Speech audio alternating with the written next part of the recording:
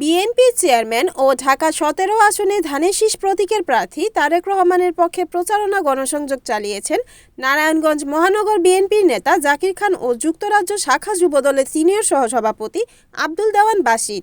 বৃহস্পতিবার ৫ ফেব্রুয়ারি সন্ধ্যা ৭টার দিকে ঢাকার মহাখালীর সাততলা বস্তি বাজার ও আশেপাশের দোকানপাটে ভোটারদের কাছে ধানের শীষের পক্ষে ভোট চান এবং ঘরে ঘরে গিয়ে তারেক রহমানের রাজনৈতিক দর্শন ও ভবিষ্যৎ কর্মপরিকল্পনা তুলে ধরেন। এ সময় সাধারণ ভোটারদের মাঝে ব্যাপক সাড়া ও উৎসাহ উদ্দীপনা লক্ষ্য করা যায়।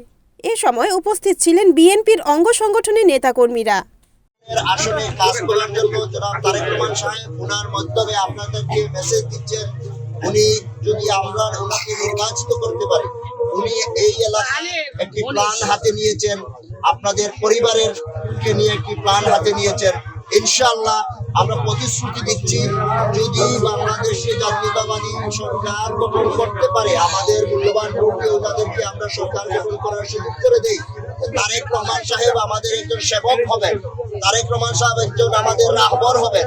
উনি এই এলাকার সন্তান, উনি আপনাদেরকে প্রতিশ্রুতি দিচ্ছি, আপনাদের সুখে দুঃখে আমি আমার জাকির ভাই, এই এলাকার কাউন্সিলর জনাব আবুল কালাম আজাদ ভাই, আপু, আমরা আপনাদের পাশে, তারেক রহমানের কাছে আপনাদের মেসেজগুলো সবসময় কি আমরা বলবো, আপনাদের সুখে দুঃখে আপনাদের পাশে আমরা থাকবো ইনশাআল্লাহ।